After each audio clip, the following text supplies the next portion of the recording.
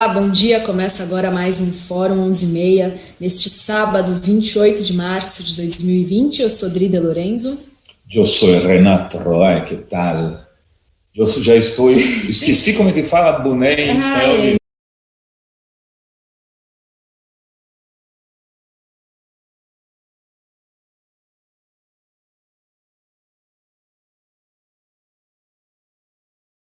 Glaze. Bom dia, Adri, bom dia, Rovai, bom dia a todos que acompanham a Fórum. Prazer imenso estar aqui com vocês. Você fala de Curitiba? Não, de Brasília. De Brasília. De Brasília, sim. Brasília, isolada também, na quarentena. Embora eu tenha participado das sessões da Câmara presencialmente. Nós estamos em 3 deputados do PT aqui, representando a liderança do partido, eu, o Alexandre Padilha e o Reginaldo Lopes. Então, nós 3 participamos presencialmente das conversas e também das votações aqui. Legal. Que medo, hein? Pois é, tem que se proteger. E a gente vai conversar sobre a aprovação do seguro quarentena, da renda mínima, que foi aprovado nessa semana. Vamos comentar aí sobre a irresponsabilidade do governo Bolsonaro, que tem defendido o fim do isolamento social, entre outros assuntos aqui relacionados à pandemia do coronavírus, com a deputada Glaze Hoffmann. Antes disso, vou dar um giro no nosso chat mais informado aqui do YouTube. Já temos uma nova membra, Maíra, bem-vinda. Lembrando que vocês podem ser membros agora do canal da Fórum, é só clicar ali em Seja Membro e você apoia o jornalismo da Fórum.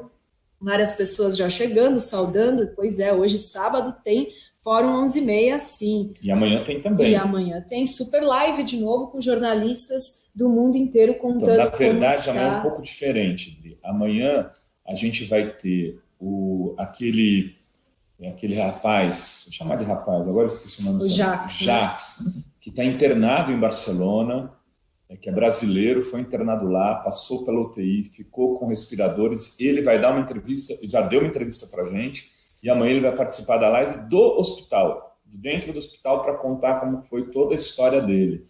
E na primeira live vai ter ele e vai ter um diplomata brasileiro que está em Nova York, que vai contar a história do que está acontecendo lá em Nova York. Depois eu pego os nomes e passo para vocês. E aí a gente, como uma jornalista, não tenho certeza, mas também está em Massachusetts, e o Fábio, que está lá na Califórnia. A gente vai priorizar falar dos Estados Unidos e tem esse personagem da Espanha. E no segundo bloco da live de amanhã vai ser só gente da China.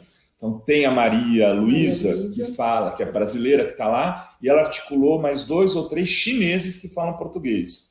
Então vai ser uma live para falar sobre como é que foi todo o processo na China, e ela é da área de saúde e tal, e esse pessoal parece que tem relações também com a área de saúde. Vamos ter uma super live de novo, bem interessante amanhã. Exatamente. Bom, então vamos começar com a entrevista com a Glaze. Glaze, primeiro eu queria perguntar como que você viu nessa semana depois do pronunciamento do Bolsonaro e todos esses esforços do governo em acabar com o isolamento na contramão de todos os países do mundo. Uma grande responsabilidade, né? Se ele não tivesse exemplo do que aconteceu com outros países, poderíamos até dizer que ele estava de boa intenção. Mas ele conhece o que aconteceu na Itália, a campanha que foi feita lá, nos mesmos moldes, está fazendo uma campanha aqui. Ele sabe o que aconteceu nos Estados Unidos, sabe o que aconteceu em outros países. Então, ele foi irresponsável, de má fé, e está fazendo uma disputa política em cima do problema e da crise que nós estamos vivendo. Orientado pela sua equipe econômica, por grandes empresários, que ao colocar a massa de trabalhadores nas ruas não vão ter problema, porque essa gente tem cuidados, tem saúde, tem hospitais, tem seus planos, né? Não ficam nas aglomerações, e que não querem perder e que não querem colocar em risco o seu negócio. Agora, isso é péssimo para os pequenos e microempresários, para os empresários médios, para os trabalhadores em geral. Ou seja, o governo, ao invés de fazer o que devia ter feito desde o início, já para se precaver, que vamos falar sério aqui, né? Covid-19 é 19 porque foi identificado em 2019. Em dezembro, o mundo sabia que começava uma crise lá pela China, as autoridades sanitárias de saúde mundiais avisaram os países. O Brasil sabia disso. Nenhuma medida foi tomada, nada, nem na área de saúde e nem na área da economia para proteger as pessoas e para segurar o que viria. Então, é muito irresponsável o que Bolsonaro fez, é irresponsável com a vida das pessoas e é irresponsável com o país. Claro que a gente sabe que guardar uma quarentena não é uma coisa fácil nem simples, principalmente para aquela pessoa que não tem renda, que precisa trabalhar. E milhões de brasileiros estão nessa situação. Gente que trabalha de dia para comer à noite. Então, uma coisa é classe média fazer quarentena, são os mais ricos fazer quarentena. Eu tenho dito que a quarentena está aqui mais como um direito de classe, né, diferenciado. O mais pobre fazer quarentena é muito difícil, as pessoas têm que se dar, fica sem vender o que tem, não consegue colocar comida na mesa. Então, é óbvio que tem esse anseio das pessoas de quererem voltar a trabalhar, de quererem dar comida para suas famílias. Bolsonaro está usando isso para fazer política, para se apropriar politicamente de uma narrativa e colocar o país em crise. Porque para essas pessoas, ele já tinha que ter buscado proteção.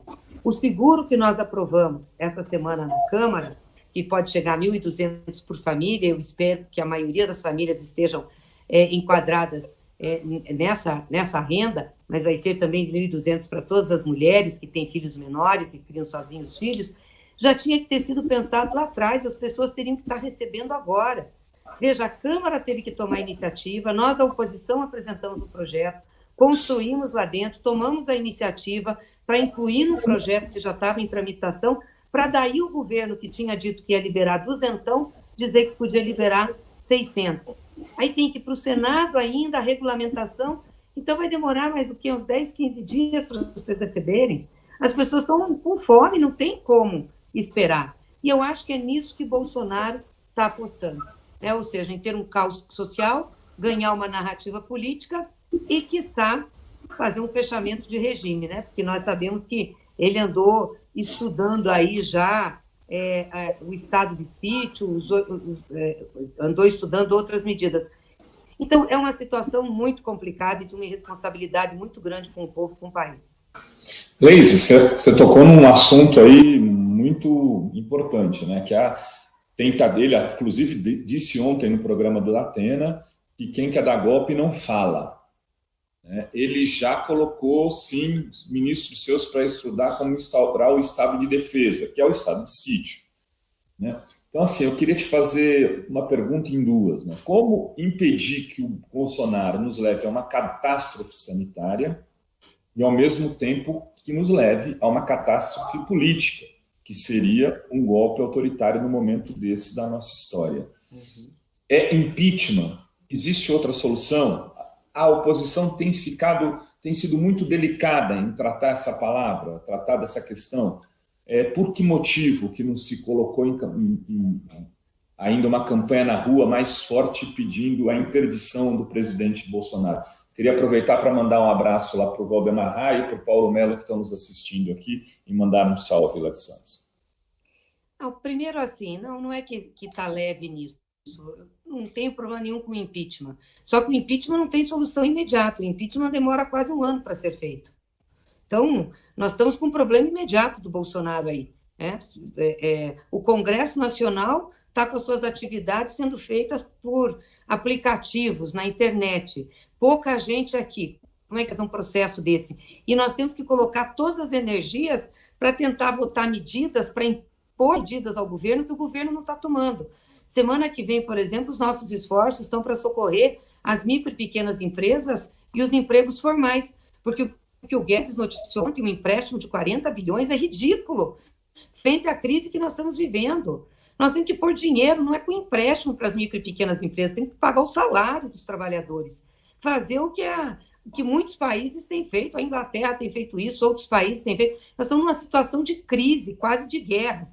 Pior ainda, né? Porque a guerra destrói, constrói, então a economia vai. Aqui vai ter que parar tudo. Então, nós não podemos titubear nisso. Mas, enfim, esse é um outro assunto. Então, só para dizer, como é que vai parar tudo isso e discutir o impeachment? O povo vai olhar para nós e achar que nós somos loucos. Então, vocês deixam de votar as medidas para discutir tirar Bolsonaro, além de demorar um ano para fazer isso. Qual é o outro instrumento? A interdição, pelo que eu sei, é um instrumento jurídico, mas tem que ser utilizado pela família, né? Não cabe ser utilizado publicamente. Não Carlucci pediu a interdição dele. Hã? O Carlucci ia pedir a interdição dele. A interdição, pois é. Não sei se a família vai pedir, mas, de fato, é um caso muito grave o que nós temos. Ele não consegue conduzir, ou melhor do que isso, não é que ele não consegue, ele não quer conduzir, aposta numa linha política, agora mandou fazer carreata nas ruas. Muito bem, aí é o seguinte, as carreatas têm orientação o seguinte, para as pessoas não saírem dos carros, para as pessoas não ter contato com as outras. Então, quem está indo nas carreatas para abrir o comércio e para voltar à atividade, está protegido. O trabalhador que vai ter que voltar a trabalhar não está? E olha que, Rovai, eu não sou a favor de que tem que fechar todos os setores, não, porque, aliás, nós temos uma lei de 83 que fala quais são os setores que precisam ficar abertos. E tem muitos setores que têm que ficar funcionando, né? Setor de alimentos, enfim. Agora, as pessoas para esses setores precisam ter proteção, EPI, né? Equipamento e proteção individual, fornecida pelas empresas, fornecida pelo governo, porque está em falta no mercado. E aí, se você abre todos os setores, você não consegue fazer isso.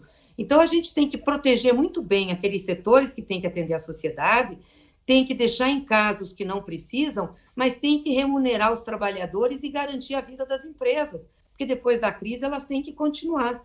Bolsonaro não está cuidando disso. Bolsonaro está incentivando as carreatas, está fazendo uma propaganda que nós entramos, inclusive, também com uma ação popular, de que o Ministério Público entrou e a Justiça já deu para suspender, uma propaganda que o Brasil não pode parar, quer dizer, incentivando as pessoas a saírem, a fazerem suas atividades normalmente. Ele está levando o país a uma situação de caos social, de convulsão.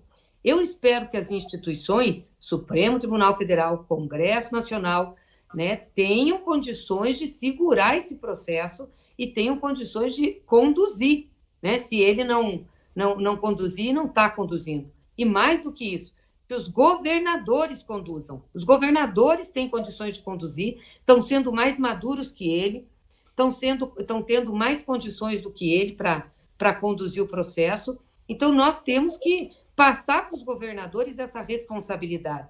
Agora, como que você passa para os governadores a responsabilidade se aí, por outro lado, a União centralizou tudo?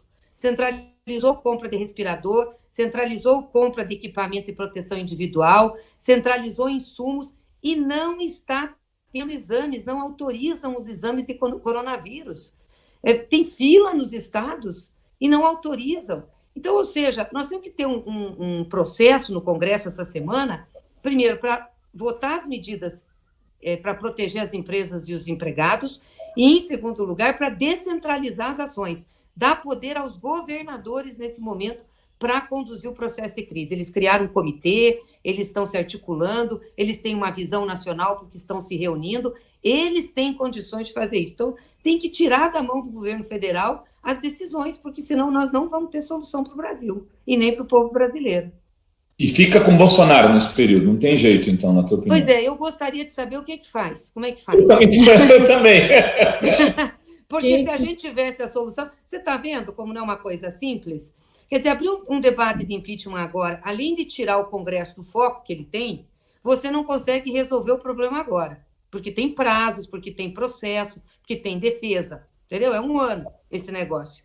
A interdição é um instituto que não cabe a nós, cabe à família para fazer. Qual é o outro? Tem um que a gente pode fazer uma campanha, que é a renúncia. Ele renunciar, tomar vergonha na cara, dizer que não tem condições de conduzir o país e renunciar. Talvez numa grande pressão política, uma grande pressão nacional, esse seja o caminho mais rápido que nós temos para que ele saia e a gente possa ter uma coordenação mínima no país. Mas o fato é que, se não tiver isso, e também nós não podemos ficar com todas as energias nisso, tem que ter na energia para garantir o povo, nós temos que assegurar que os nossos governadores, que os governadores brasileiros, que estão se mostrando muito responsáveis, tenham autonomia para conduzir e livrar o povo do sofrimento. E o governo federal liberar dinheiro, né? Porque esse é o papel principal do governo federal, liberar dinheiro.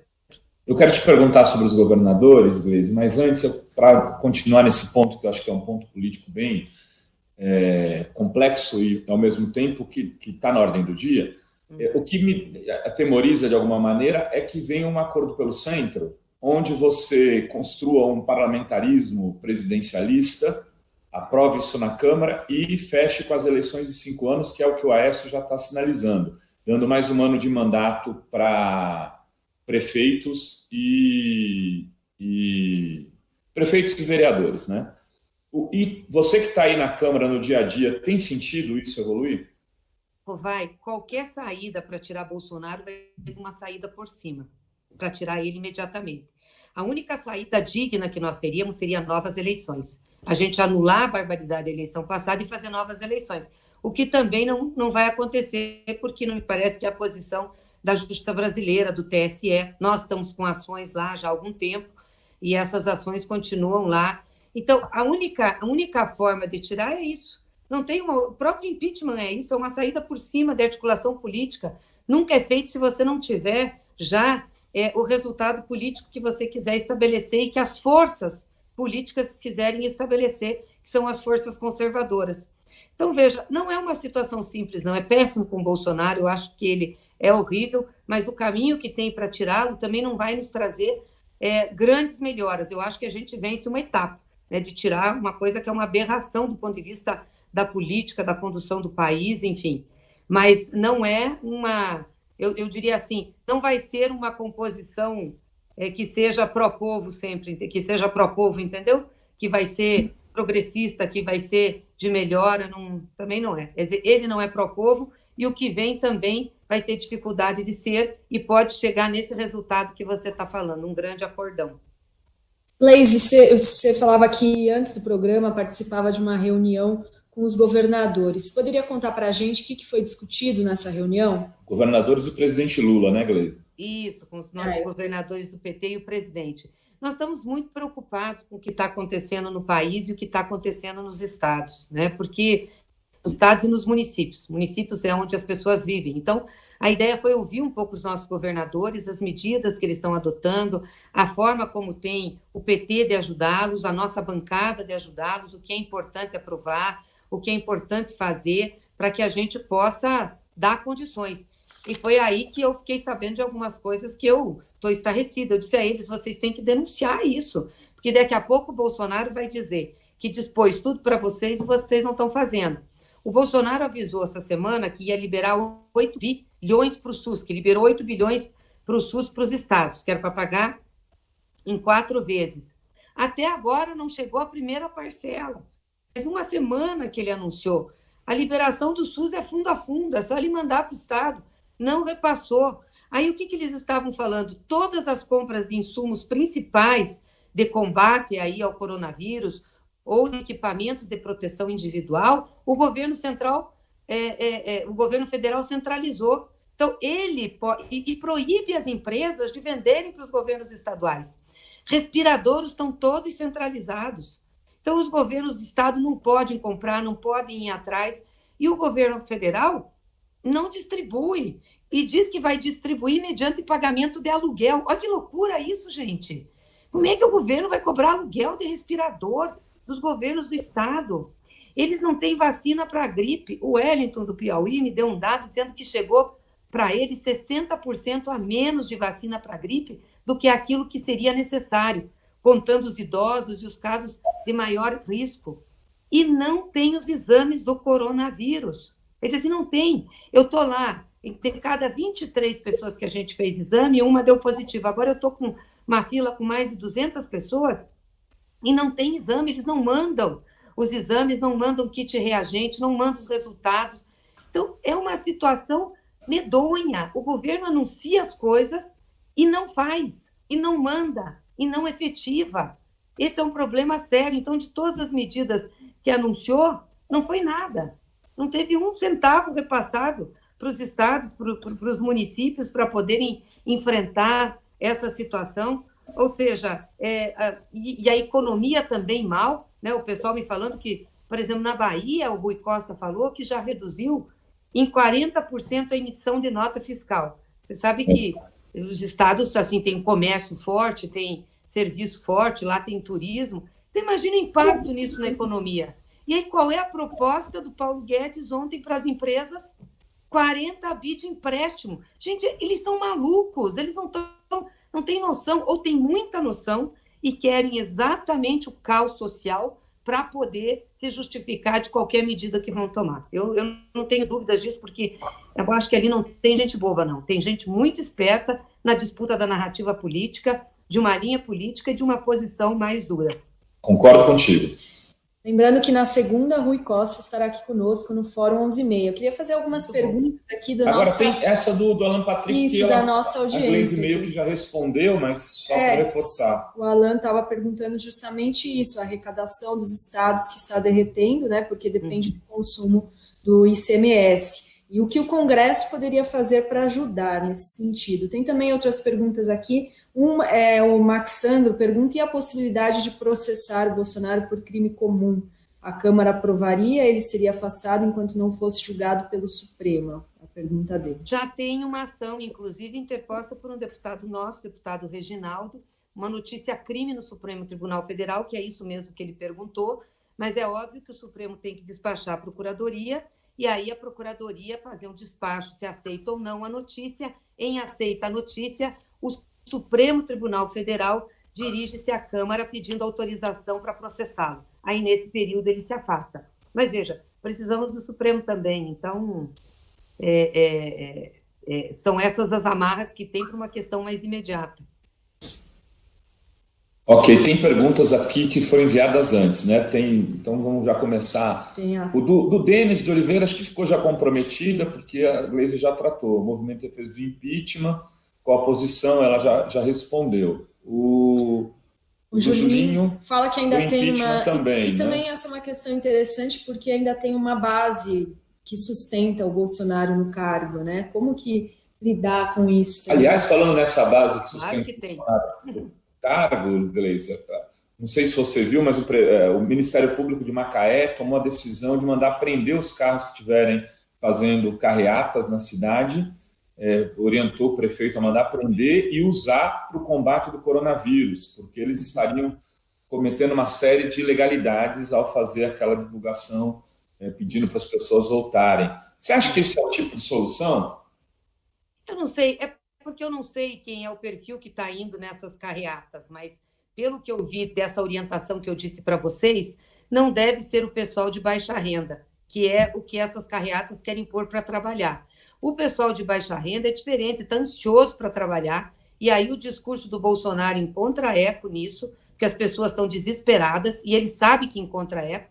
Ele não fez aquele discurso sem fazer uma pesquisa, tenho certeza absoluta disso. As pessoas estão desesperadas, porque o governo que deveria tomar medidas não tomou. Se essas pessoas tivessem uma renda emergencial já sendo paga, pelo menos um salário mínimo por família, para quem está no cadastro único, para os trabalhadores informais, né, que ganham, a renda familiar não ultrapassa 3 salários mínimos por mês, se essa renda familiar essa renda emergencial já tivesse sido liberada de um salário mínimo, nós não estaríamos nessa condição, né? Agora, a pessoa fica em casa, já é difícil ficar em casa, gente, o tempo inteiro, não é? Vamos combinar, não vamos romantizar, é muito difícil. As pessoas querem sair, a maioria mora em casas, né? A maioria das pessoas pobres mora em casas muito pequenas, família grande, então veja a dificuldade que tem. E ainda as pessoas não terem renda para comprar, para comer, para sustentar os filhos, é desesperador. Então o Bolsonaro faz um discurso oportunista, põe a elite que tem interesse nisso para fazer a ação política nas ruas e tenta ganhar a opinião pública da maioria para tentar liberar. Eu não sei se é a melhor medida, né? O Ministério Público tomou. Eu acho que uma das grandes medidas que a gente tinha que fazer, de repente, eram os estados não a União, mas os estados, em cada estado, requisitar os leitos do SUS, os leitos hospitalares de todos os hospitais privados do estado, para ser gerenciado pelo SUS, entendeu? Para quem tem condições, dinheiro, não ficar fazendo proposta maluca para os outros cumprirem. Porque aí vai saber que se ficar doente, vai ter que ir para a fila do hospital, disputar com todo mundo uma vaga, e não vai ter o seu plano de saúde ou o seu leito particular para pagar. Eu acho que isso era uma medida urgente para nós fazer no Brasil. Nossa. Ô, Gleisi, o Julinho Bittencourt, que é editor aqui do site, está no plantão hoje, ele fez essa repercussão dessa matéria do encontro que teria havido entre os generais, o alto comando das Forças Armadas, aí, tanto do Exército, da Aeronáutica, quanto da Marinha, dando apoio ao Mourão, né, dizendo que... Como é que você vê isso, essa movimentação? O PT tem conseguido dialogar com os setores das Forças Armadas? Tem conseguido saber exatamente o que está acontecendo por ali? Porque teve a substituição do general Mioto nessa semana, o pessoal falou que já era natural, mas não me pareceu tão natural, afinal ele estava liderando um processo lá de combate ao coronavírus lá no Rio Grande do Sul. Como é que está essa movimentação aí? Até onde você pode tratar disso aqui também? Não, as nossas relações com as Forças Armadas são formais e a relação que temos é institucional. Conversamos institucionalmente, eu já tive com o ministro da Defesa, inclusive quando a gente estava discutindo o processo da reforma da Previdência, enfim, tem outros parlamentares nossos que conversam, é institucional. Eu acho que as Forças Armadas estão silenciosas, né? Não tem uma manifestação, a não ser tirar a do comandante do Exército, que fez um pouco antes da fala do Bolsonaro. Eu não vi mais ninguém se manifestar assim, Rovai, de forma incisiva, nem a favor, nem contra. Pode ser que tenha um mal-estar, sim, grande, né, em parte das Forças Armadas, em razão da postura que ele está adotando, da falta de responsabilidade, mas eu não saberia te dizer porque, de fato, não conversei com ninguém deles e também não conversei internamente no partido sobre isso ainda, não tratamos. A gente tem uma pergunta aqui também da Tata Amaral, cineasta. Ela pergunta sobre o projeto de ajuda a pequenas e médias empresas da cultura. Tem já algo sendo elaborado neste momento? É porque são dos setores, né, Gleisi, que parece que não é trabalhador às vezes, né? Não, mas o projeto que nós vamos apresentar na segunda-feira e queremos negociar com o Rodrigo Maia para entrar na pauta dessa semana, como a gente fez com o da renda emergencial, porque o da renda emergencial, seguro quarentena, nós pautamos, nós negociamos, aí foi incluído no outro projeto, só que eles reduziram o valor, brigamos contra isso, aí conseguimos colocar a mulher, a mãe, né, com os filhos, e conseguimos garantir que com 2 trabalhadores também em condições de dificuldade na mesma família, poderia ganhar 2 benefícios que chega a 1.200. Então, ainda assim, tivemos que, mesmo o país em crise, ficar brigando para você conseguir liberar. Na questão das micro e pequenas empresas, qual que é a nossa proposta? São 2, basicamente. A primeira é assumir a folha de pagamento dessas micro e pequenas empresas. Para as micro e pequenas empresas, a nossa proposta é que o governo assumisse diretamente, pagando diretamente, pode passar para a empresa para ela pagar, isso vinculado ao pagamento de salário, todos os trabalhadores com salários até 3 salários mínimos. 3 salários mínimos. Porque nós achamos que isso é fundamental para manter. A maioria dos trabalhadores de micro e pequenas empresas ganham menos do que isso, né? Mas a nossa proposta é essa, que o governo mantém. E para as médias e para as grandes empresas, o governo pagaria 75% dos salários. Nunca sendo inferior a 1 salário mínimo, né? Então, a grande empresa e a média empresa, ela tem mais condições, o governo pagaria isso. Isso é um dinheiro direto para a empresa, direto vinculado à folha, não é operação de crédito que o Guedes colocou. Isso dá 42 bilhões por mês. Essa é a nossa diferença. Enquanto ele quer 40 bilhões para tudo no empréstimo, isso dá 42 bilhões por mês para bancar a folha.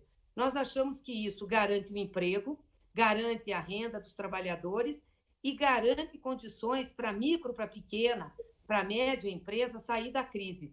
Mas não é só isso que vai garantir. Porque, veja, grande parte dessas micro e pequenas empresas tem aluguel para pagar, tem conta de água, tem conta de luz, tem impostos. Ainda assim, elas vão precisar de um recurso.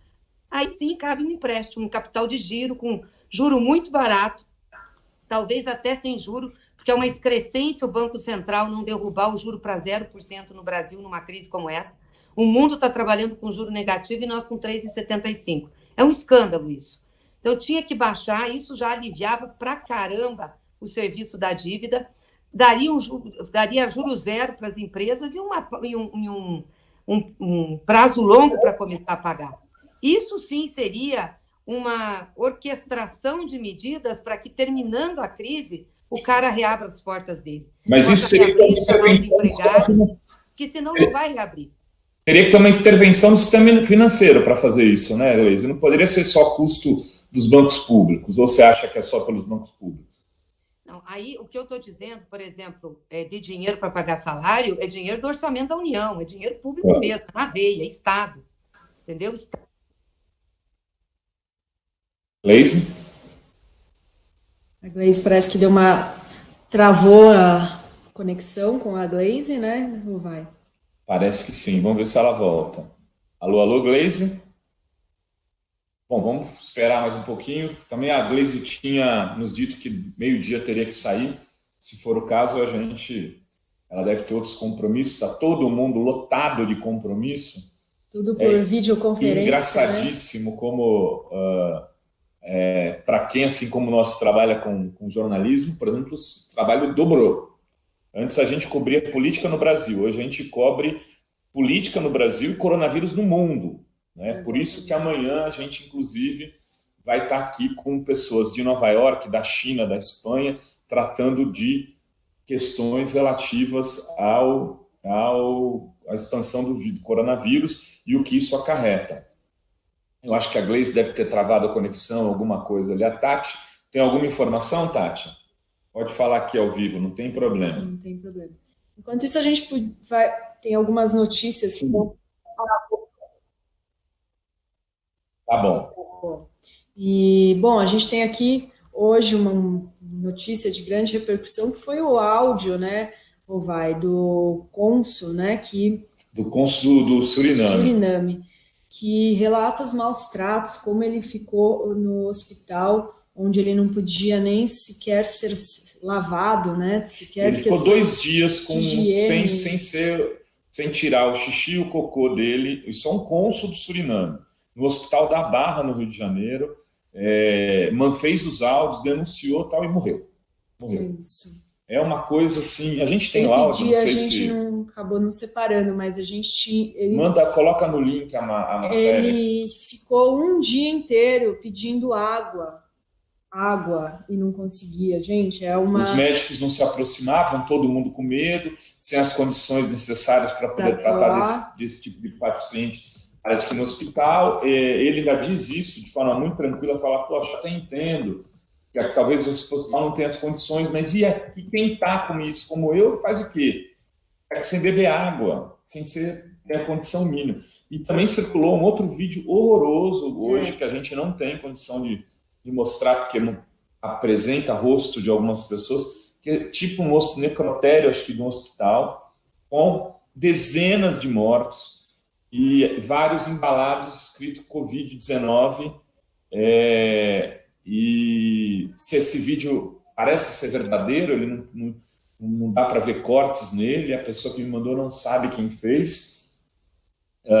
A gente não publicou, evidentemente, porque não sabe a cidade, o autor, não conseguiu apurar. Se alguém tiver alguma informação, inclusive pode nos mandar um vídeo que mostra assim, já um caos em algum hospital ou em algum necrotério, com uma avalanche de mortos espalhados em macas, em espaços já improvisados.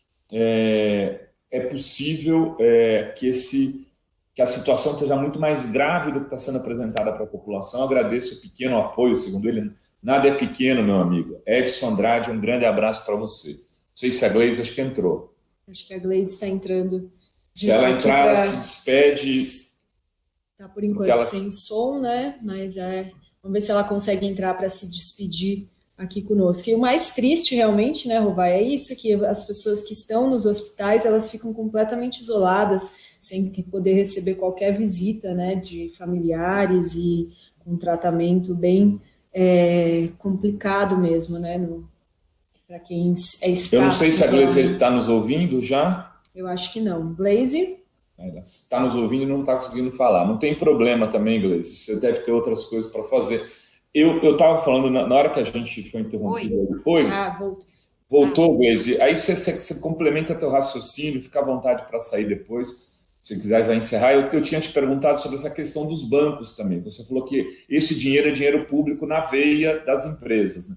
Mas os nossos bancos... Para pagar os salários. Se puder só virar o celular, que acho que está ao contrário. Você está torta aí, para nós. Nossa, mas é que se eu virar... Aí, agora sim. Aí. Isso. Melhorou? Melhorou bem. Bom, eu não sei arrumar isso daqui, fica sem sem problema. Não é uma coisa, mas tudo bem. Não, então, a questão dos salários é na veia, ou seja, é dinheiro que o Estado colocaria. A questão do crédito é dinheiro do mercado financeiro, mas com regulamentação do Estado, dizendo como vai ser o empréstimo. Aí todas as instituições têm que fazer. Essa questão do Estado colocar dinheiro, a gente não tem que se preocupar, porque é uma situação de emergência, nós aprovamos isso, o estado de emergência, o estado de calamidade no Brasil. Então, logo, o governo tem que gastar, numa situação dessas não tem limite orçamentário. Então, o que tem que fazer? Tem que gastar. E se crescer a dívida, não tem problema. Depois nós vamos resolver o problema da dívida, da administração da dívida. O problema no Brasil, para aumentar gastos públicos, sempre foi a inflação. Isso foi sempre o nosso grande problema, nunca foi dívida. Porque dívida, os Estados Unidos têm uma dívida imensa, outros países também têm dívida grande. Sempre foi inflação. Mas, nesse momento, nós não temos risco nenhum de inflação. Aliás, nós vamos ter depressão na economia. Depressão. Se o Estado não entrar gastando, é a velha política de Keynes, contra o liberalismo. Se o Estado não entrar gastando, nós não vamos recuperar a economia. Os Estados Unidos, um país de economia liberal, está fazendo política keynesiana. Todos os outros países estão fazendo. Então, tem que gastar, não pode ficar economizando quinhentão para a pessoa, não pode fazer isso. Tem que garantir o emprego, tem que garantir a renda, tem que garantir capital de giro. Essa é a primeira tomada. E, claro, garantir todos os recursos para a saúde. Saúde, o que precisar, tem que garantir, contratar gente, comprar equipamento, enfim. Por isso que a gente tem pressionado muito o Congresso. Ainda lá dentro tem deputados, o próprio Rodrigo tem uma cabeça ainda muito fiscalista, muito com cuidado de orçamento, quer dizer, não entenderam a mudança de chave. Né? Se nós não fizermos isso agora, aí sim vai ser uma debacle da economia nacional, da economia brasileira. Mas eu queria agradecer a Rovai, você, a Adri, a todos que acompanharam. Eu vou ter que voltar para outra reunião que eu estava. Desculpa a queda aí, vou contar aqui para vocês, ficou sem bateria, vocês acreditam? Eu imagino que esse celular deve estar sendo usado nesse momento. Pois é, então fiquei sem bateria, então desculpa. E mas muito obrigado por participar aí com vocês, viu? E parabéns pelo trabalho que vocês têm feito. Obrigada, obrigado pelo seu trabalho também, muito obrigado e força aí na luta. Alô, obrigada. Obrigada. Seguimos aqui, Rovai, então. Então, assim, além dessa história que a gente está falando dos bancos, né, os bancos têm que ter um papel, a meu ver, também nessa... por exemplo, não é possível o banco continuar cobrando dívida com juros que estava cobrando antes. Então, assim, o cartão de crédito estourou, não pode cobrar 10%, 8%, 7,5%. Vai ter que ter uma regulamentação, uma intervenção do governo federal nos bancos, na meu ver, para a gente sair dessa crise. Agora, a gente já falou da questão do cônsul, eu também queria fazer uma homenagem aqui, né, ao Daniel Azulay, que morreu ontem aos 72 anos no Rio de Janeiro. Acho que tem uma imagem dele, talvez as pessoas se lembrem. Acho que ele era do Bambalalão, né? Eu se lembro que ele fazia na cultura... Turma do Lambi-Lambi. Turma do Lambi-Lambi, no Bambalalão, não. Acho que ele fazia o programa com a Gigi. Era ele e a Gigi que faziam junto, mas eu lembro dele com os programas de desenho. Eu cheguei a morar numa rua em São Paulo, ali, a Carlos Weber, onde ele tinha uma oficina de desenhos, e o Daniel sempre divertiu e construiu com esse seu dom uma geração de pessoas interessadas em desenho. Ontem eu via o Pablo Vilaça emocionado no Twitter, sabendo da morte dele. E todo mundo muito, muito afetado com isso, porque, quer dizer, cada morte é uma coisa, mas algumas, pelo que elas representaram na tua formação, na tua história de vida, ou pela proximidade que tem com familiar, etc., contam mais. É natural que isso aconteça. E aí hoje o Carluxo, este imbecil, este canalha, publicou um post no Twitter dizendo que a família mentiu porque ele já tinha leucemia e não morreu de Covid. Vejam como até nisso esse pessoal é bárbaro, é ignorante, é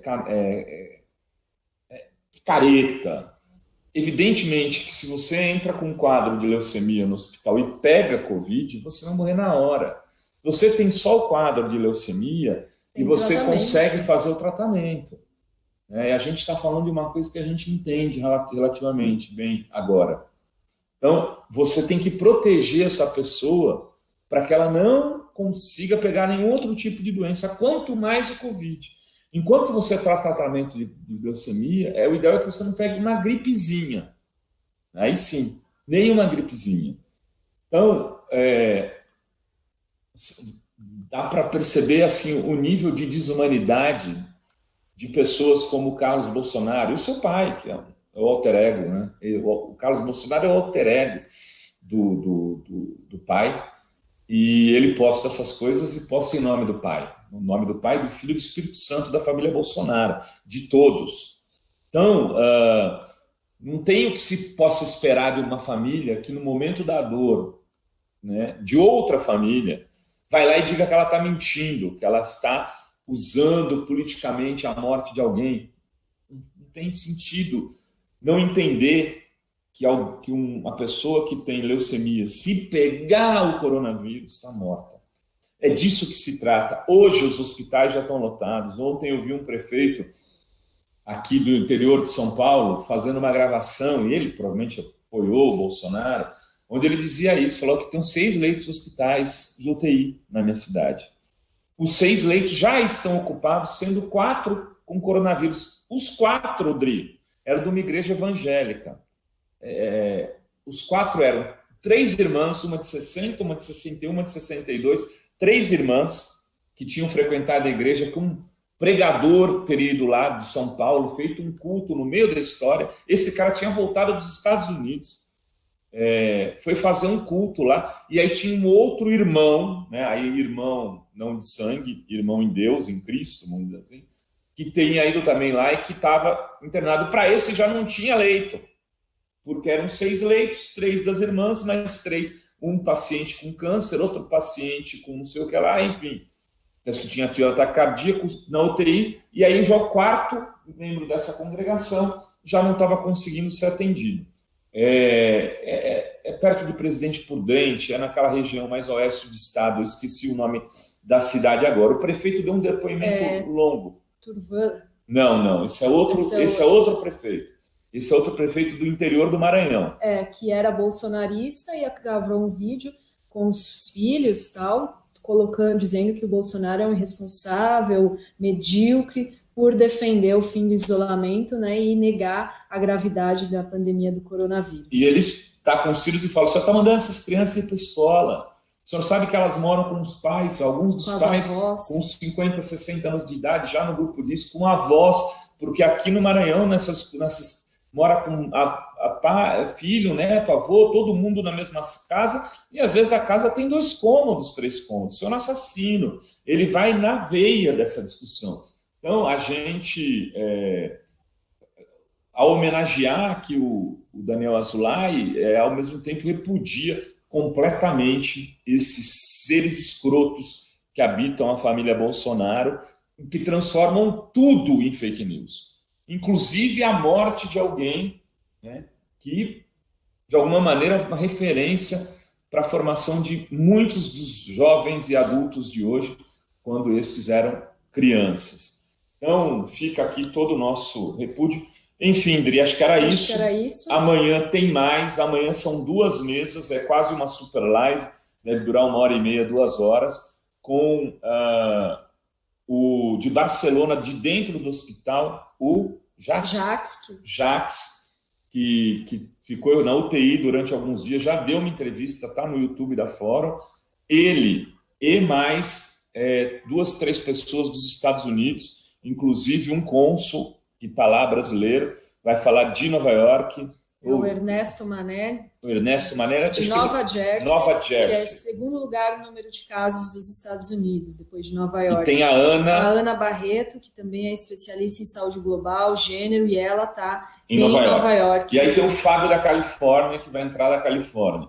Fora isso, depois a gente vai falar com as pessoas da China. Fórum tentando fazer o melhor trabalho possível para informá-los nesse momento. Então, a Fórum não é uma revista de política? Pois é. Política pública, saúde pública, crise sanitária política. Né? Então, nós estamos aqui tentando fazer o nosso papel. Quem quiser se tornar membro será sempre muito bem recebido. O curso do DN já está pronto, né, Dri? Faltam detalhes para a gente pôr no ar, é só negociação com a plataforma. Até essa questão de ele ser gratuito para fora, vai ter um custo de R$ 2,50, que é o custo da plataforma, mas os sócios vão poder fazê-lo só pagando essa quantia do custo da plataforma, que é R$ 2,50. Ele vai custar R$ 60 para quem não é sócio, então aproveite e fique sócio já, ou fique membro aqui do canal da Fórum. É isso, Dri. É isso aí. Então, até amanhã, às 11h30. Beijos a todas, beijos a todos. Até.